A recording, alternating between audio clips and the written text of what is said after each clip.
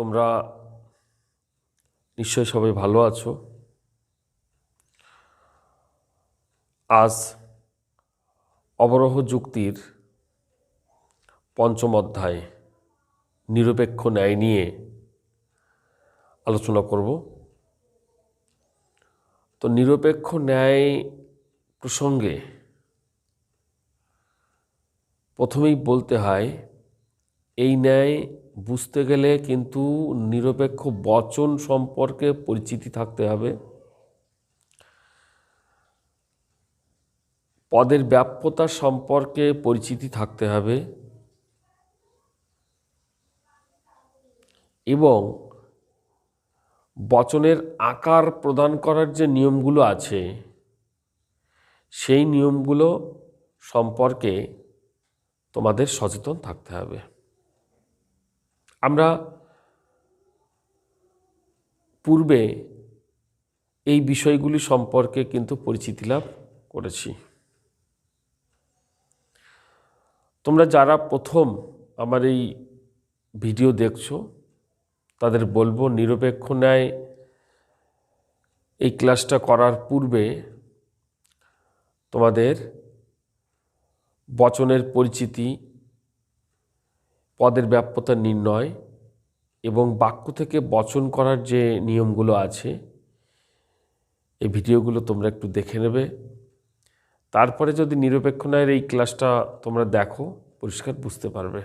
তো চলো আমরা নিরপেক্ষ ন্যায় শুরু করি। নিরপেক্ষ ন্যায় হলো এমন একটা যুক্তি, যে যুক্তি কতগুলো নিরপেক্ষ বচন দিয়ে তৈরি হয়। প্রধানত এই ধরনের যুক্তিতে তিনটি মাত্র নিরপেক্ষ বচন থাকে, এ, ই, আই, ও। এই চারটি বচনের মধ্যে যে কোনো তিনটি বচন থাকে।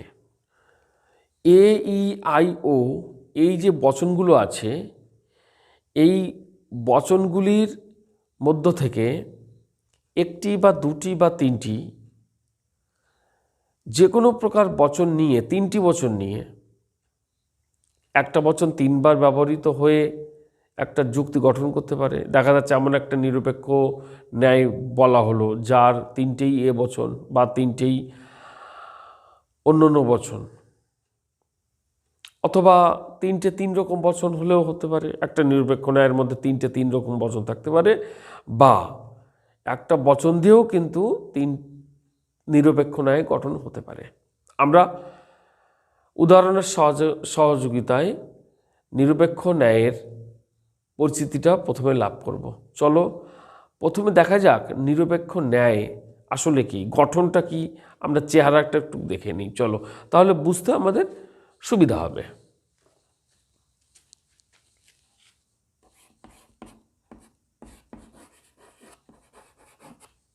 সকল ফুল হয় সাদা,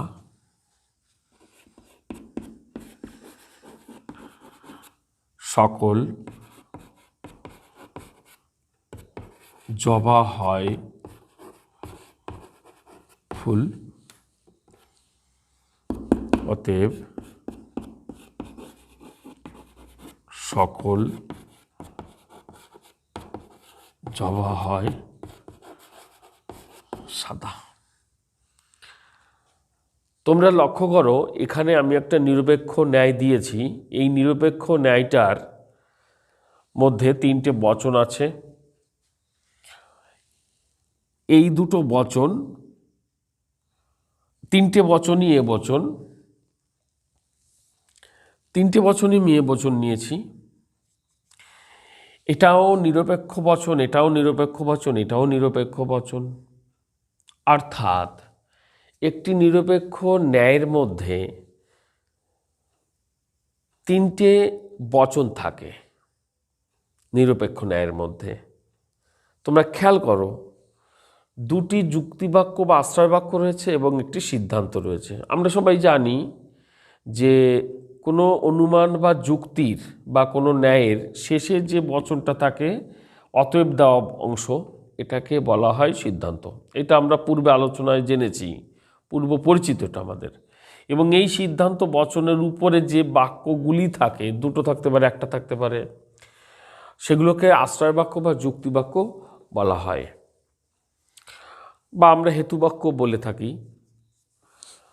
তো একটিমাত্র আশ্রয় বাক্য থেকে সিদ্ধান্ত অনিবার্যভাবে নিঃসৃত হলে সেটি তো অমাধ্যম অনুমান হয়, আমরা আবর্তন বিবর্তন করতে গিয়ে জেনেছি। কিন্তু নিরপেক্ষ ন্যায়ের মধ্যে আশ্রয় বাক্য দুটি থেকে সিদ্ধান্ত নির্গত হয়, অর্থাৎ নিরপেক্ষ ন্যায়ের আশ্রয় বাক্য দুটো হয়। তো সেই আশ্রয় বাক্য দুটোর থেকেই কিন্তু সিদ্ধান্ত অনিবার্যভাবে নিঃসৃত হয়। কাজেই নিরপেক্ষ ন্যায়কে কিন্তু আমরা অমাধ্যম অনুমান বলতে পারি না, এটা একটা মাধ্যম অনুমান। কেন মাধ্যম অনুমান বলা হয় নিরপেক্ষ ন্যায়কে, আমরা সেটা ধীরে ধীরে জানব। তো আমরা আপাতত বুঝতে পারলাম নিরপেক্ষ ন্যায় করতে গেলে তিনটে নিরপেক্ষ বচন লাগে। তো আমি এখানে নিরপেক্ষ ন্যায়ের উদাহরণ দিয়েছি, তিনটে বচনই আমি এ বচন দিয়েছি। তার মানে এই নয় যে সবসময় একরকম বচন দিয়েই কিন্তু নিরপেক্ষ ন্যায় তৈরি হয়। তোমরা দেখো, আমি নিরপেক্ষ ন্যায়ের আরেকটা উদাহরণ দিচ্ছি। এই যে উদাহরণটা দিয়েছি, এই উদাহরণে দেখো তিনটে বচন আমি দিয়েছি, নিরপেক্ষ বচন। এটা ই বচন, এটা আই বচন, এটা ও বচন। এই তিনটি নিরপেক্ষ বচনের মধ্যে তিন রকম বচন আছে। এটাও নিরপেক্ষ ন্যায়। কাজে নিরপেক্ষ ন্যায় করতে গেলে তিনটে বচন লাগে। সেটি এক প্রকার বচন দিয়েও হবে, আবার বিভিন্ন রকম বচন দিয়েও নিরপেক্ষ ন্যায় তৈরি করা যায়। মুদ্রা কথা, নিরপেক্ষ ন্যায় করতে গেলে তিনটি নিরপেক্ষ বচন দরকার। এবার নিরপেক্ষ বচনের সবার উপরে যে বচনটা থাকে সেটি হচ্ছে প্রধান আশ্রয় বাক্য। মনে রাখতে হবে এটাকে। আমি বচনটা শেষে এটা লিখতেই পারি, প্রধান আশ্রয় বাক্য, প্রধান আশ্রয় বাক্য। এবং মাঝখানে যে বচনটা থাকে সেই বচনটার নাম হচ্ছে অপ্রধান আশ্রয় বাক্য।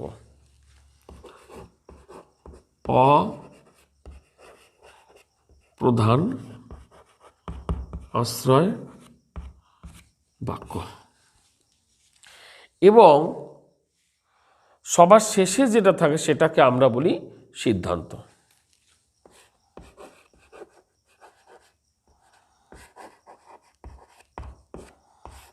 সিদ্ধান্ত।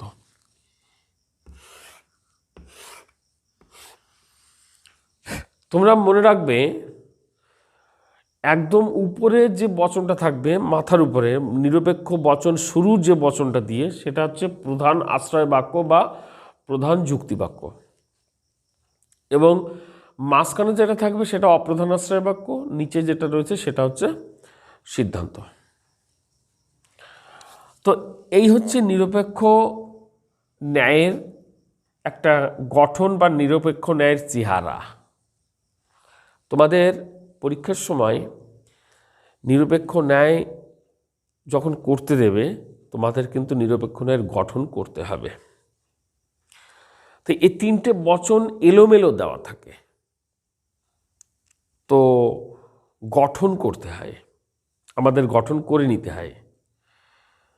তো নিরপেক্ষ ন্যায়ের গঠন কি করে করতে হয় তোমরা দেখো, পরীক্ষার সময় কিভাবে আসে।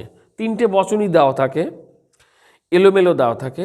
আমরা একটু দেখে নেব যে কিভাবে গঠন করতে হয়। তোমরা খেয়াল করো, আমি তিনটে বচন দিয়েছি, এলোমেলো বচন।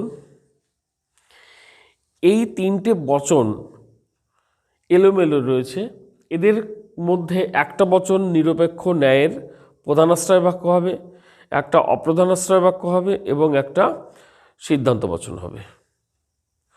তো দেখো, আমি নিরপেক্ষ ন্যায় এরকম পরীক্ষার সময় কিন্তু এরকম করে উল্টোপাল্টা দেওয়া থাকে। তোমাদের নিরপেক্ষ ন্যায়ের গঠন করে নিতে হবে। তো উত্তরটা আমরা কিভাবে শুরু করব পরীক্ষার সময়, খেয়াল করো।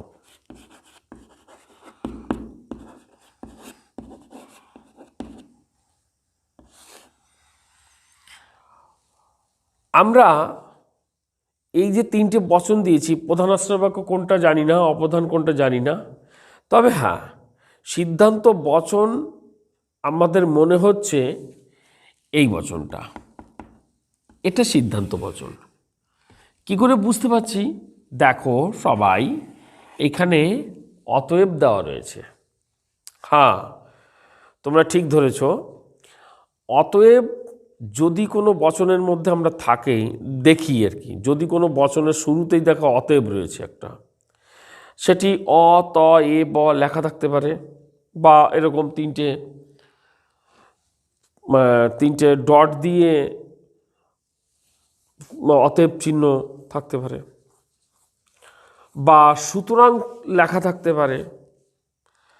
অর্থাৎ এই যে অতএব, সুতরাং, তিনটে ডট দেওয়া থাকলো, তো এই ধরনের শব্দ যদি কোনো বচনের সঙ্গে থাকে আমরা বুঝতেই পারবো সেটি হচ্ছে সিদ্ধান্ত। তো আমরা প্রধানাশ্রয় বাক্য, অপ্রধানাশ্রয় বাক্য যেহেতু জানি না, সেহেতু প্রধানাশ্রয় বাক্য, অপ্রধানাশ্রয় বাক্য আমরা ফাঁকা রাখবো। কেমন? দেখো, ন্যায়ের গঠন এটা মনে করো প্রধানাশ্রয় বাক্যের জায়গা, এটা অপ্রধানাশ্রয় বাক্যের জায়গা, এটা সিদ্ধান্ত। তো আমরা যেহেতু সিদ্ধান্ত জানি সেহেতু সিদ্ধান্ত লিখব এটা, সকল ফুল হয় সবুজ। এটা এ বচন, সকল ফুল হয় সবুজ, সিদ্ধান্ত। তাহলে আমাদের এটা নেওয়া হয়ে গেল। সব সময় তোমরা নিরপেক্ষ ন্যায়ের গঠন করতে গেলে, যখন পরীক্ষা দেবে তিনটে বচন এলোমেলো দেওয়া থাকে, তো তোমরা প্রথমে সিদ্ধান্ত নিয়ে নেবে। সিদ্ধান্ত নির্ণয় করা খুব সোজা। তোমাদের পরবর্তীকালে আমি সিদ্ধান্ত কি করে নির্ণয় করতে হয় সমস্ত রুলসগুলো বলে দেবো। আপাতত মনে রাখো, সুতরাং, অতএব থাকলে পারে যে বচনের মধ্যে থাকবে সেই বচনটা হচ্ছে সিদ্ধান্ত। আর যদি কারণ কেননা থাকে, সুতরাং অতএব নাও তো থাকতে পারে, কারণ কেননা থাকে, তাহলে ঠিক কারণ কেননার আগে যে বচনটা রয়েছে ওই বচনটাকে আমরা সিদ্ধান্ত রূপে ধরে নেব। এই যে আমি সিদ্ধান্ত বের করার যে কৌশলগুলো বলছি, আমি কৌশলটা আরও বিস্তারিত আলোচনা অবশ্যই করব। তো আপাতত মনে রাখো, সুতরাং অতএব থাকলে সেটা সিদ্ধান্ত। সেই সিদ্ধান্ত বচনকে আগে লেখো নিরপেক্ষ ন্যায়ের গঠনের ঠিক নিচে, উপরে দুটো জায়গা ফাঁকা রাখবে, এরকম উপরে জায়গা, এটা প্রধানাশ্রয় বাক্যের জায়গা, এটা অপ্রধানাশ্রয় বাক্যের জায়গা ফাঁকা রাখবে। প্রথমে নিচের থেকে, আমরা নিচের থেকে আস্তে আস্তে করে উপরের দিকে উঠবো আর কি, এটা সিস্টেম। তো সকল ফুল হয় সবুজ, এটা তো সিদ্ধান্ত হলো। এবার কোনটা প্রধানাশ্রয় বাক্য? এই দুটোর মধ্যে নিশ্চয়ই একটা প্রধানাশ্রয় বাক্য হবে আর একটা অপ্রধানাশ্রয় বাক্য হবে। তো কোনটা প্রধান হবে কোনটা অপ্রধান হবে কী করে বুঝবো? না, এই গোপন রহস্য, কোনটা প্রধান কোনটা অপ্রধান সেটা তুমিও জানো না, সেটা আমিও জানি না। তো জানে কে? হ্যাঁ, সিদ্ধান্ত বচন জানে। তাহলে সিদ্ধান্ত বচন পাওয়া সোজা, আর সিদ্ধান্ত বচনের কাছে প্রশ্ন করলে প্রধান অপ্রধান বলে দেবে। তো চলো আমরা প্রধানাশ্রয় বাক্য জেনে নিই সিদ্ধান্তের কাছ থেকে। তো সিদ্ধান্ত বচনের উদ্দেশ্য স্থান, এটা তো উদ্দেশ্য স্থান আমরা সবাই জানি। এই সিদ্ধান্ত বচনের এই যে উদ্দেশ্য স্থান, এই উদ্দেশ্য স্থানে যে শব্দটা থাকবে বা যে পদটা থাকবে, ওই পদ আর কোন বচনের মধ্যে আছে সেটা দেখো। তাহলে সিদ্ধান্তে কি ফুল আছে? তাহলে ফুল অবশিষ্ট এই বচন দুটির কোনটার মধ্যে আছে? আমরা দেখো, সকল পাতা হয় সবুজ, এটাই তো ফুল নেই। তো সকল পাতা হয় ফুল, এটাই আছে। তার মানে এই যে বচনটা আছে সকল পাতা হয় ফুল, এটাকে আমরা অপ্রধান করব। অর্থাৎ সিদ্ধান্তের উদ্দেশ্য স্থানে যে পদটা থাকবে সেই পদটা আমি যে বচনের মধ্যে পাবো সেই বচনটাকে টেনে অপ্রধান করব। ঠিক এই মাঝখানের এই বচনটা করব। তাহলে সকল পাতা হয় ফুল, সকল পাতা হয় ফুল, অপ্রধানাশ্রয় বাক্যটা এটা এই বচন। তাহলে এটা নেওয়া হয়ে গেল। তাহলে অবশিষ্ট একটাই তো থাকলো, তো সেটা প্রধানাশ্রয় বাক্য, এটা প্রধানাশ্রয় বাক্য, এটাই বচন। সকল পাতা হয় সবুজ, এটা প্রধানাশ্রয় বাক্য। তাহলে দেখেছো তোমরা কত সহজে নিরপেক্ষ ন্যায়ের গঠন তৈরি করা যায়। তো আমরা প্রথমে এলোমেলো বচন পরীক্ষায় দেওয়া থাকবে, এগুলো যদি বাক্য আকারে থাকে, মানে বচনের আকারটা যদি দেওয়া না থাকে, তাহলে গঠন করার সময় এরকম যখন গঠন করবে তখন কিন্তু বচন আকার দিয়ে তারপরে গঠন করবে, একবারে ওই বাক্যটাকে বসাতে যাবে না। তো এর জন্য বাক্য থেকে বচন আমাদের জেনে নিতে হবে। তো আমরা এলোমেলো বচন থেকে প্রথমে সিদ্ধান্ত বচন খুঁজে বের করব। সুতরাং অতএব থাকলে সেই বচনটাকে আগে অবদান করব, তারপরে সেই সিদ্ধান্তের উদ্দেশ্যস্থানে যে পদটা থাকবে সেই পদটা যে বচনের মধ্যে থাকবে সেই বচনটাকে আমরা অপ্রধান করব। কিন্তু ওই যে পদটা উদ্দেশ্য পদ, এই সিদ্ধান্তের উদ্দেশ্য পদ অপ্রধান আশ্রয় বাক্যের উদ্দেশ্যতেও থাকতে পারে অথবা বিধস্থানেও থাকতে পারে। ওকে যে উদ্দেশ্যস্থানে থাকতে হবে তার কোনো মানে নেই। তোমরা খেয়াল করো এইখানে ফুল, কিন্তু ফুল পদটা অপ্রধান আশ্রয় বাক্যের বিধস্থানে আছে। হ্যাঁ, উদ্দেশ্যস্থানে থাকতে পারত, তো উদ্দেশ্যতে থাকুক বিধতে থাকুক কোনো ফ্যাক্টর না, যে বচনের মধ্যে থাকবে সেই বচনটাকে আমি অপ্রধান করব, বাকিটা প্রধান আশ্রয় বাক্য করব। নিশ্চয়ই সিস্টেমটা বোঝা গেছে। আমরা প্রথমে সিদ্ধান্ত করলাম, তারপরে অপ্রধান করলাম, তারপরে প্রধান করলাম। ঠিক নিচের থেকে উপরের দিকে আমরা গঠন করার সময় নিচ থেকে উপরে উঠছি গঠন করার সময়। তো এরকম করে গঠন করতে হয়।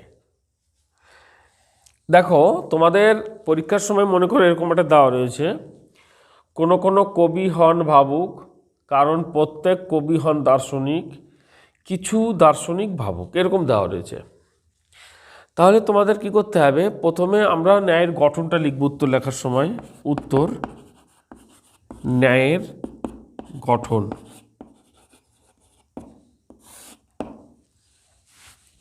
ন্যায়ের গঠন। তো আমরা ন্যায়ের গঠন লিখে প্রধান আশ্রয় বাক্যের জন্য আমরা জায়গা ফাঁকা রাখবো, অপ্রধান আশ্রয় বাক্যের জন্য আমরা জায়গা ফাঁকা রাখবো। সিদ্ধান্তে, তো সিদ্ধান্ত কোনটা? অতএব সুতরাং থাকলে সেটা সিদ্ধান্ত বলেছি, কিন্তু আর একটা প্রসেস আছে, কারণ কেননা। এই শব্দ দুটো, কারণ আর কেননা, এই শব্দ দুটোর কোনো একটা শব্দ যেখানে থাকবে তার আগের বচনটা হচ্ছে সিদ্ধান্ত, মনে রাখবে। যদি সুতরাং অতএব তোমরা যদি দেওয়া না থাকে, দেখা যাচ্ছে খুঁজেই পেলে না সুতরাং অতএব, তাহলে সিদ্ধান্ত কি আমরা খুঁজে বের করতে পারবো না? অবশ্যই পারবো। কিভাবে না, কারণ কেননা দেখো আছে কি না, যদি থাকে তাহলে ঠিক তার আগের বচন সিদ্ধান্ত দেবে। কেমন দেখো, এখানে কারণ রয়েছে, তাহলে কারণের আগের বচন সিদ্ধান্ত, এটা সিদ্ধান্ত লেখো। এটা কোনো কবি হন ভাবুক, এটা আই বচন। কোনো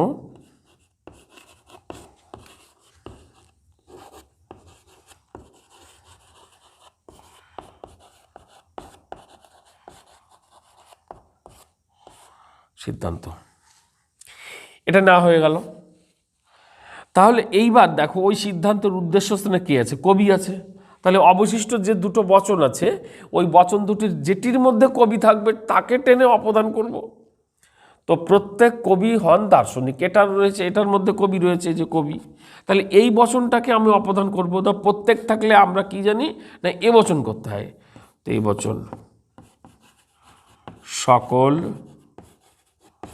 কবি হন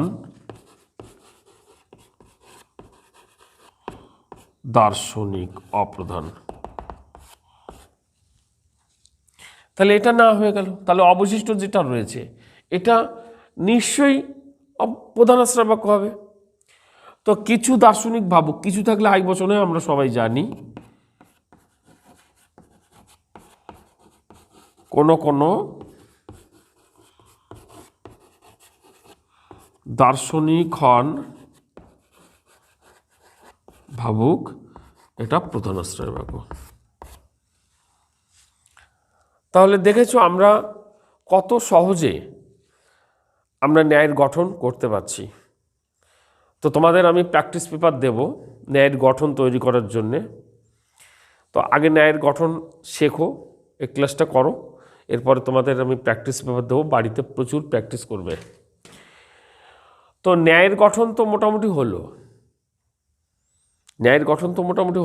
তাহলে ন্যায়ের গঠন করতে গিয়ে আমাদের প্রথমে কিন্তু খেয়াল করতে হবে, প্রথমে সিদ্ধান্ত বচন বের করতে হবে। তো সিদ্ধান্ত বচন বের করার আমি আপাতত দুটো নিয়ম বলেছি, ছোট ছোট দুটো নিয়ম। সুতরাং অতএব শব্দ দুটো যে বচনের মধ্যে থাকবে সেটা কিন্তু সিদ্ধান্ত রূপে গণ্য হবে। আর কারণ বা কেননা এই শব্দ দুটো যেখানে থাকবে ঠিক তার আগের বচন সিদ্ধান্ত হবে। খেয়াল করবে, কারণ কেননা যে জায়গায় আছে ঠিক তার আগের বচন সিদ্ধান্ত হবে। যে বচনের সঙ্গে কারণ কেননা আছে সেটা কিন্তু সিদ্ধান্ত হবে না, এটা গণ্ডগোল করে নেবে না। কারণ কেননা যেখানে থাকবে ঠিক তার আগের বচন সিদ্ধান্ত হবে। তো সিদ্ধান্ত বের করার পরে সিদ্ধান্তের উদ্দেশ্যস্থানে যে পদটা থাকবে সেই পদটা অন্য যে বচনের মধ্যে থাকবে সেই বচনটাকে আমরা অপদান করব, বাকিরা প্রধানাশ্রয় বাক্য করব। এই হচ্ছে ন্যায়ের গঠন। আর একটা কথা বলেই দিয়েছি আমি যে প্রশ্নের মধ্যে যদি বচন আকার করে দেওয়া না থাকে, যদি বচন বা বাক্য দেওয়া থাকে, তাহলে বাক্য থেকে বচন সরাসরি বচন করেই কিন্তু লিখবে, সরাসরি বাক্যটা লিখে দেবে না। এর জন্য বাক্য থেকে বচন আকার করার নিয়ম আমাদের কিন্তু জানতে হবে বা আমরা জেনেছি। তো এই হচ্ছে ন্যায়ের গঠন।